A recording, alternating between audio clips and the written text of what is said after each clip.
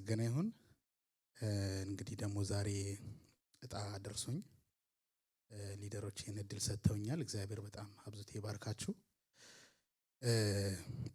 እንግዲህ ቅድም አና እንደተናገረው ዛሬ እንግዲህ ታንክስጊቪንግ መዳረሻ ምክንያት በማድረግ እንግዲህ ያው ሞሮፍ የምስጋና አይዲ ያላቸው ሐሳቦች እየተወሩ ነበረ። እንደገና ደግሞ ዝማሬዎቻችንም እሱን የሚመለከት ነበርና እኔም እዛው ሐሳብ ላይ ነው የምቆየው።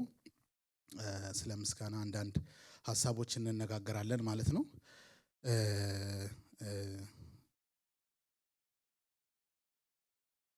እግዚአብሔር በረዳይ መጠን እንግዲህ 15 ደቂቃ ነው የተሰጠኝ።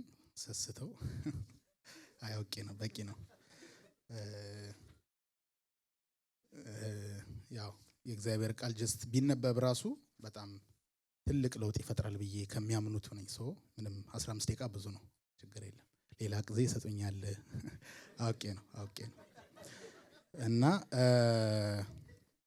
እግዚአብሔር የተመሰገነ ይሁን። ወደ ክፍላችን እንሄዳለን። መዝሙር 103 ከቁጥር 1 ጀምሮ የዳዊትን መዝሙር እናነብና በዛ ላይ ተመስርተን አንዳንድ እውነቶችን እንከፋፈላለን ማለት ነው። እንደዚህ ይላል መዝሙር 103 ነፍሴ ሆይ እግዚአብሔርን ባርኪ፣ የውስጥ ሰውነቴም ሁሉ ቅዱስ ስሙን ባርኪ። ነፍሴ ሆይ እግዚአብሔርን ባርኪ፣ ውለታውንም ሁሉ አትርሺ። ኃጢአትሽን ሁሉ ይቅር የሚል ደዌሽንም ሁሉ የሚፈውስ ሕይወትሽን ከጥፋት ጉድጓድ የሚያድን ምሕረትና ርኅራኄን የሚያቀዳጅሽ ጎልማሰነትሽም እንደ ንስር ይታደስ ዘንድ ምኞትሽን በበጎ ነገር የሚያረካ እርሱ ነው። እግዚአብሔር ለተጨቆኑ ሁሉ ቅን ፍርድን እና ፍትህን ይሰጣቸዋል። መንገዱን ለሙሴ ስራውንም ለእስራኤል ሕዝብ አሳወቀ። እግዚአብሔር መሐሪና ይቅር ባይ ነው፣ ለቁጣ የዘገየ ፍቅሩ የበዛ ነው። እርሱ ሁሉ ጊዜ በደልን አይከታተልም፣ ለዘላለምም አይቆጣም። እንደ ኃጢአታችን አልመለሰልንም፣ እንደ በደላችንም አልከፈለንም። ሰማይ ከምድር ከፍ እንደሚል እንዲሁ ለሚፈሩት ምሕረቱ ታላቅ ናት። ምስራቅ ከምዕራብ እንደሚርቅ መተላለፋችንን በዚያ መጠን ከኛ አስወገደ። አባት ለልጆቹ እንደሚራራ እግዚአብሔር ለሚፈሩት ይራራል። እሱ አፈጣጠራችንን ያውቃልና ትቢያ መሆናችንን ያስባል እያለ ወደታች ይወርዳልና እንግዲህ እያንዳንዱን ቃል በቃል አልወርድበትም ያው ካለን ጊዜ አንፃር። ነገር ግን እዚህ ጋር በጣም በቃ በዋነኝነት ጠቅለል ተደርጎ ሜን ፖይንት ተደርጎ የተወሰዱ በጣም ወሳኝ ነጥቦችን እያነሳን ስለ ምስጋና ነው የምናወራው ማለት ነውና እንግዲህ በዋነኝነት ስለ ምስጋና ስናስብ 3 መሰረታዊ ነገሮችን እናስባለን። እዚህ ክፍል ላይ ተጠቅሶ እናገኛለን።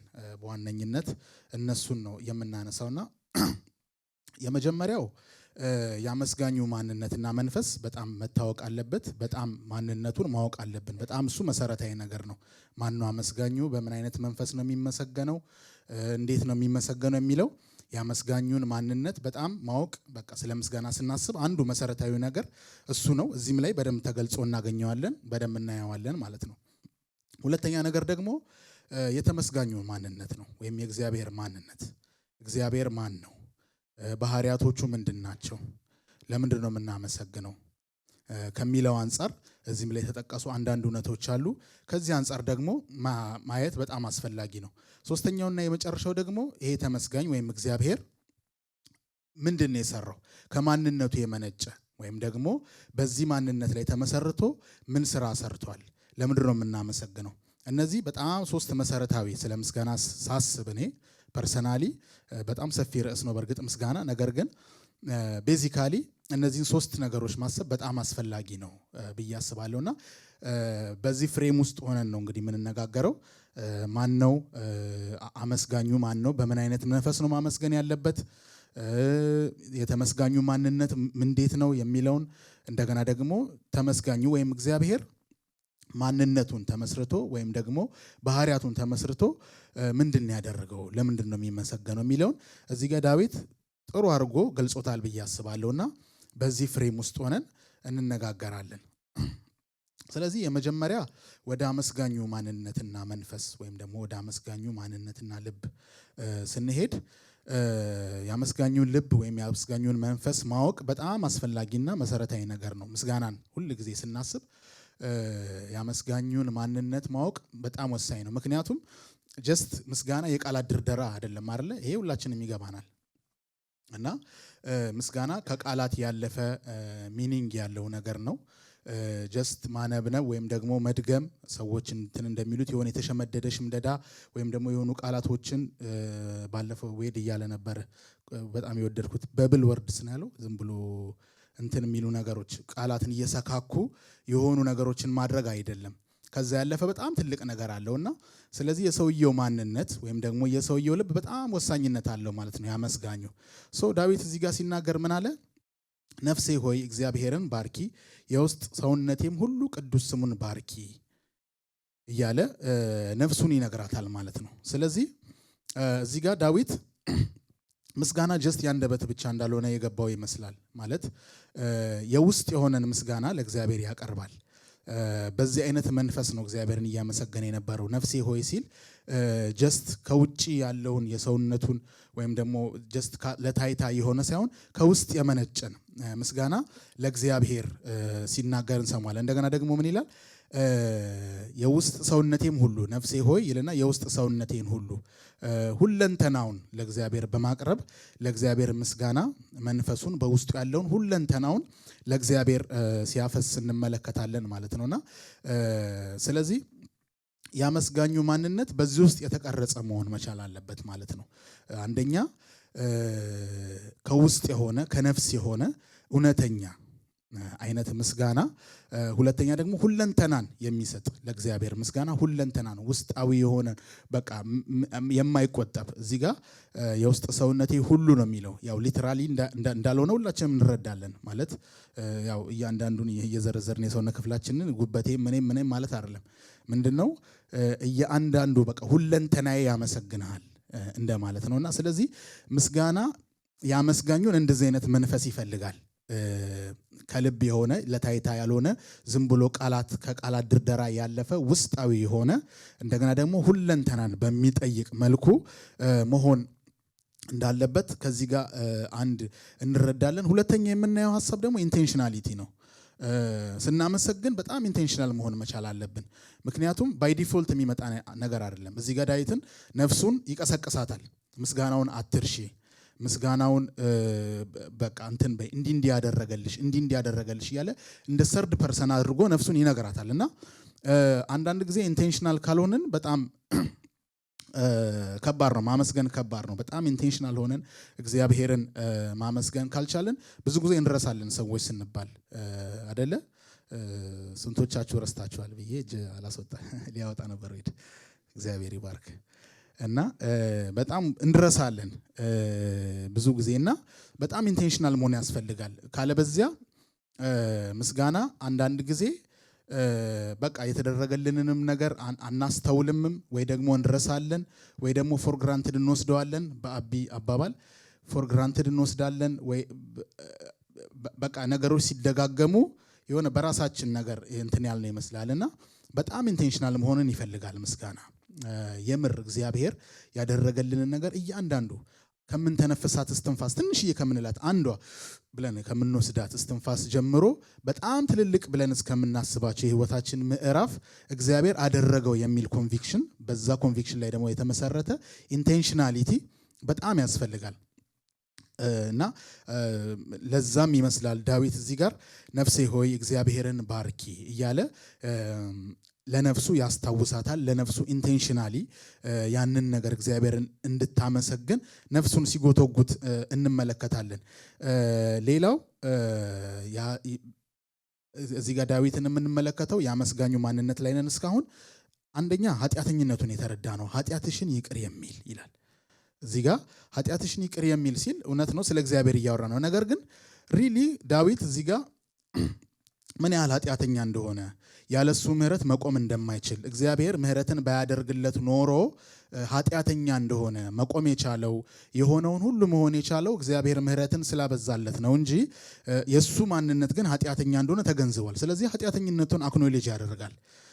ኃጢአትሽን ይቅር የሚል ሲል ደዌሽን የሚፈውስ ተሰባሪ እንደሆነ ያለ እግዚአብሔር ምንም አይነት መንቀሳቀስም የማይችል እግዚአብሔር የሚፈውሰው የእግዚአብሔር ጥገኛ እንደሆነ እዚህ ጋር ራሱን ይገልጻል። ሕይወትሽን ከጥፋት ጉድጓድ የሚያድን አዳኙ እግዚአብሔር በቃ መዳን የሚያስፈልገው ማንነት ያለው እንደሆነ ያለ እግዚአብሔር ምንም አይነት እርምጃ ወይም ደግሞ ምንም አይነት ነገር ሬስኪው መደረግ የማይችል ማንነት ተሰባሪ ማንነት እንዳለው አድርጎ ያቀርባል። እንደገና ምህረትና ርህራሄን የሚያቀዳጅሽ ምህረት የሚያስፈልገው ያለ እግዚአብሔር ርህራሄ መኖር የማይችል ጎልማሳነትሽን እንደ ንስር የሚያድስ ምኞትሽን በበጎ ነገር የሚያረካ ይሄን ሁሉ ነገር የሚለው በእርግጥ ስለ እግዚአብሔር ነው እየተናገረ ያለው። ነገር ግን ይሄንን የሚልበት የራሱን ማንነት ከመረዳት የመነጨ ነው። ኃጢአተኝነቱን ከመረዳት የመነጨ ተሰባሪነቱን ከመረዳት የመነጨ የእግዚአብሔርን የፈዋሽ እጆቹን ከመፈለግ የእግዚአብሔርን ሴፍጋርድ የሚያደርገው ያንን የእግዚአብሔርን ጥበቃ የሚፈልግ ሰው እንደሆነ ከተረዳ ሰው የሚመነጭ ነው። ስለዚህ ሁልጊዜ ምስጋናን ስናስብ በዚህ ማንነት መቅረብ በጣም አስፈላጊ ነው።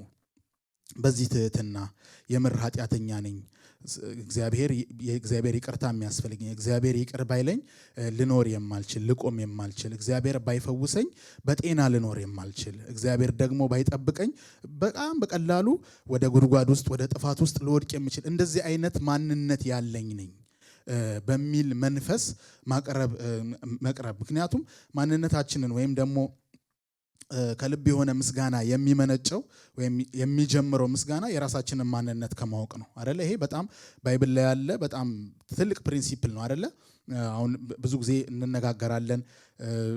የጳውሎስንም መልእክቶች ስንመለከት ብዙ ጊዜ ማንነታችንን ከማሳየት ጀምሮ ነው ከዛ በኋላ የእግዚአብሔርን ምሕረት የሚያጎላብን የእኛን ማንነት ማወቅ፣ በዛ ውስጥ ደግሞ በትህትና በእግዚአብሔር ፊት እኔ ኃጢአተኛ ነኝ ወይ ደግሞ እኔ ያንተ ምህረት ያስፈልገኛል ለመኖር ለመቆም፣ ያንተ ጥበቃ ያንተ ጸጋ ያስፈልገኛል በሚል መንፈስ ስናደርገው ምስጋናችን ሴንስ ይሰጣል አይደለ?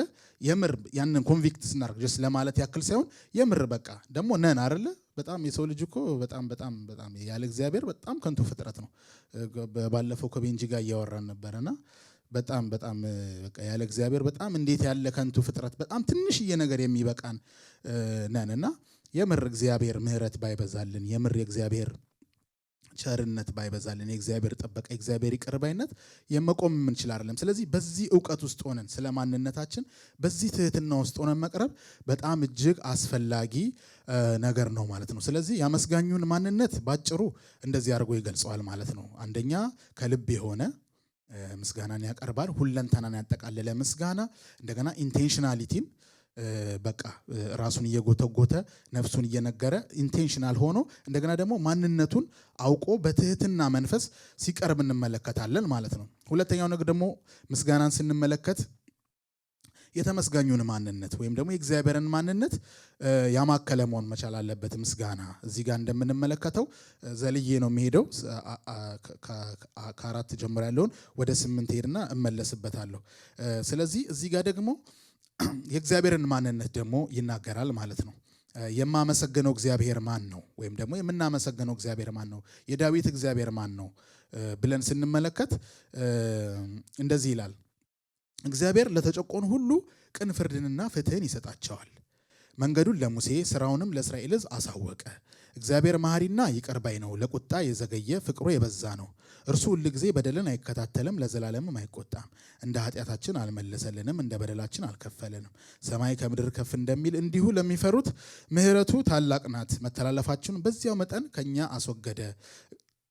አባት ለልጆቹ እንደሚራራ እግዚአብሔር ለሚፈሩት ይራራል እያለ ከዚህ ውስጥ በጣም ብዙ በጣም የሚገራርሙ የእግዚአብሔርን ማንነቶች ዳዊት ይገልጻል ማለት ነውና የመጀመሪያው የእግዚአብሔርን ጽድቅ ይናገራል። እግዚአብሔር ለተጨቆኑ ቅን ፍርድን ይሰጣል ይላል። እግዚአብሔር ጻድቅ አምላክ ነው እያለ ነው።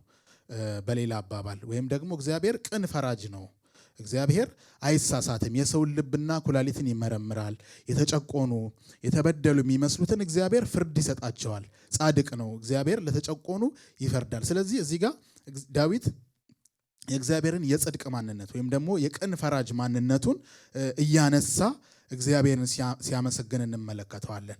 ሁለተኛ ነገር ደግሞ መንገዱን ለሙሴ ስራውንም ለእስራኤል ሕዝብ አሳወቀ ይላል። ስለዚህ የትኛውን እግዚአብሔርን ነው ዳዊት የምታመሰግነው ሲባል ራሱን የገለጠውን እግዚአብሔርን።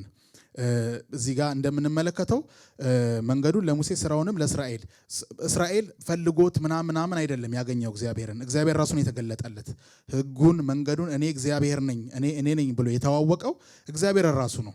እግዚአብሔር ራሱ መጥቶ ባይተዋወቅ የሰው ልጅ በራሱ ጥበብ በተአምር ሊደርስበት አይችልም። እና ስለዚህ ሁለተኛው ደግሞ እግዚአብሔር ማን ነው ወይም ደግሞ የትኛውን እግዚአብሔርን ነው ዳዊት የምታመሰግነው ሲባል ራሱን የገለጠውን ሕጉን የሰጠንን ሕጉን ያስተማረንን ለእስራኤል ራሱን ያሳወቀውን እግዚአብሔርን እያለ ይገልጻል። ሌላው ማንነቱ በጣም እዚህ ጋር ብዙ ነው የተደረደረው። እያንዳንዱ ብንሄድበት ለማብራራት አይመችም። ትዕግስተኛ የሆነውን እግዚአብሔርን ምን ይላል? እግዚአብሔር ለቁጣ የዘገየ ነው ይላል። በእውነት እግዚአብሔር ለቁጣ የዘገየ ነው። እግዚአብሔር በጣም እድልን የሚሰጥ አምላክ ነው። ትዕግስተኛ ነው። በጣም ብዙ የሚያስቆጣ ነገር እያደረግን እግዚአብሔር ግን ታጋሽ ነው። ለቁጣ የዘገየ ነው። ትዕግስተኝነቱን እንደገና ታማኝነቱን ይናገራል። ፍቅሩን ይናገራል። መሐሪውን ይናገራል። የሚራራውን እግዚአብሔርን ደግሞ ይላል። እንደውም ከአባት ጋር ያመሳስለዋል። አባት ለልጆቹ እንደሚራራ እግዚአብሔር ለልጆቹ ይራራል፣ ያዝናል፣ ያስባል፣ ቴኬር ያደርጋል ልጆቹን ብሎ ያንን ነገር ይናገራል። ስለዚህ እነዚህን የእግዚአብሔርን ማንነቶች በደንብ በመረዳት ውስጥ ሆኖ ዳዊት እግዚአብሔርን ሲያመሰግን እንመለከታለን። እና ያመስጋኙን ማንነት በእንደዚህ አይነት መንገድ ዳዊት ይገልጸዋል ማለት ነው። በስተመጨረሻ ደግሞ የሰራውን ስራ እያሰበ ዳዊት ሲመለከት እንመለከተዋለን። እግዚአብሔር ከዚህ ማንነቱን ያደርገዋል አይደለ? እግዚአብሔር ጀስት ለምሳሌ መሐሪ ነው እግዚአብሔር ወይም ደግሞ እግዚአብሔር ፍቅር ነው ይባልና ጀስት ፍቅር ብቻ ሆኖ አይቀርም አይደለ? ወደኛ ደግሞ ፍቅሩን ይገልጣል፣ መሐሪነቱን በህይወታችን ይገልጣል። የእግዚአብሔር ባህሪያት በሙሉ ወደኛ የሚፈሱ ናቸው። ጀስት አየር ላይ ተንጠልጥለው ያሉ ማንነቱ ወይም ባህሪያቶቹ ትዕግስት ነው ምናምን ታጋሽ ነው ምናምን ሳይሆን ትዕግስቱን በእኛ ህይወት የሚገልጥ ምህረቱን በእኛ ህይወት የሚገልጥ እና ይሄ በጣም ፐርሰናል የሆነ የዳዊትን ኮኔክሽን የሚያሳይ ነው። እና እዚህ ጋር ወደ ራሱ ያመጣዋል። እግዚአብሔር መሐሪ ነው ብቻ ሳይሆን የሚለው የሚምረኝ ነው ደግሞ ይላል አይደለ? እዚህ ጋር ኃጢአትሽን ሁሉ ይቅር የሚል ከዛ ደዌሽንም ደግሞ የሚፈውስ ህይወትሽን ከጥፋት ጉድጓድ የሚያድን ምሕረትና ርኅራኄን የሚያቀዳጅሽ ጎልማሳነትሽንም እንደ ንስር ይታደር ዘንድ ምኞትሽን በበጎ ነገር የሚያረካ እርሱን ይላል። ስለዚህ ይሄ በጣም ምስጋና ላይ የመጨረሻው መሰረታዊ ነገር ነው ብዬ የማስበው ሪሊ ፐርሰናሊ የእግዚአብሔርን ማንነት ማወቅ ብቻ ሳይሆን ያንን የእግዚአብሔር ማንነት በእኔ ህይወት ላይ የተገለጠውን ያንን ማሰብ መቻል። ሪሊ ብናስብ እኮ በጣም ብዙ ነገር ማሰብ እንችላለንና እግዚአብሔር ፍቅር ከመሆኑ የተነሳ እንዴት ነው በህይወታችን የእግዚአብሔር ፍቅር የተገለጠው፣ እንዴት ነው የእግዚአብሔር ምሕረት የተገለጠው የሚለውን ነገር በጣም ብናስብ በጣም ከአይምሮ በላይ ነው። እና ስለዚህ ዳዊት ያንን ነገር ወደ ራሱ እያመጣ የእግዚአብሔርን ባህሪ ይገልጻል። ከዛ በኋላ ደግሞ ከእግዚአብሔር ባህሪ ተመንስቶ ደግሞ ወደ ራሱ ደግሞ እያመጣ ያንን ነገር ይናገራል ማለት ነው። አንድ በአንድ አልሄድበትም እንዳልኳችሁ ካለኝ ጊዜ አንጻር። ስለዚህ እዚህ ጋር ሌላው የምንመለከተው ነገር የእግዚአብሔርን በጣም የገረመኝ አንድ ሀሳብ ኮንቲኒየስ የሆነ ነገር እንመለከታለን። ምን ይላል?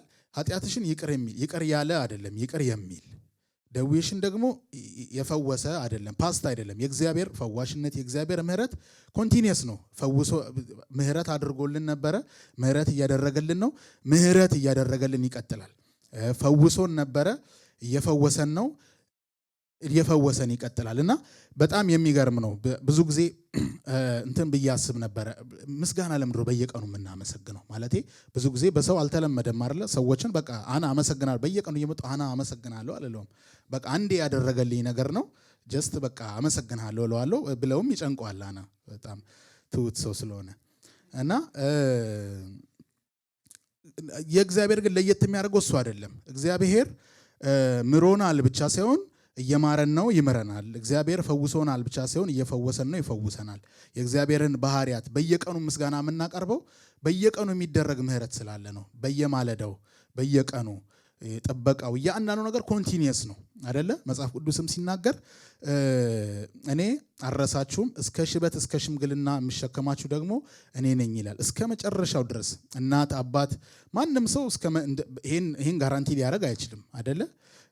የሆነ ራስህን ችልሃል ውጣ ነው የምትባለው። በቃ የሆነ እድሜ ላይ እስከዚህ ጊዜ ድረስ ምናምን ማክሲመም እስከ 40 ዓመት ያው እሱም የኢትዮጵያ ወላጅ ነው እንጂ ሌላው እንደዛ እንትን አይልምና እግዚአብሔር ግን እስከ ሽበት እስከ ሽምግል እስከ መጨረሻው የሚሸከም የማይለዋወጥ ደግሞ በእውነት ትላንት ዛሬ ትንሽ እንትን ስላለው ትንሽ ስላደገ ትንሽ ፕሮቴክሽኔን ብቀንስ አይደለም። በቃ ልክ እንደ ትላንቱ የሚወደን እንደ ትላንቱ የሚንከባከበን እግዚአብሔር አለና ስለዚህ ይሄ በጣም ሊያስገርመን ይገባል። እና ጠቅለል ለማድረግ ምስጋናን ስናስብ በእነዚህ ነገሮች በዚህ ፍሬም ውስጥ ሆነን በጣም ሰፊ ሀሳብ ነው። ከዚህም በላይ ብዙ ማለት ይቻላል፣ ግን ካለው ሰዓት አንጻር ጠቅለል ለማድረግ አንደኛ የራሳችንን ልብ ማየት መቻል አለብን። ማንነታችንን ማወቅ አለብን። በምን አይነት መንፈስ ነው እያመሰገንን ያለ ነው የሚለውን ነገር ማወቅ አለብን። የራሳችንን ማንነት በሚገባ መረዳታ፣ ከዛ ደግሞ ከልባ የሆነ ምስጋና ለእግዚአብሔር ማቅረብ አለብን።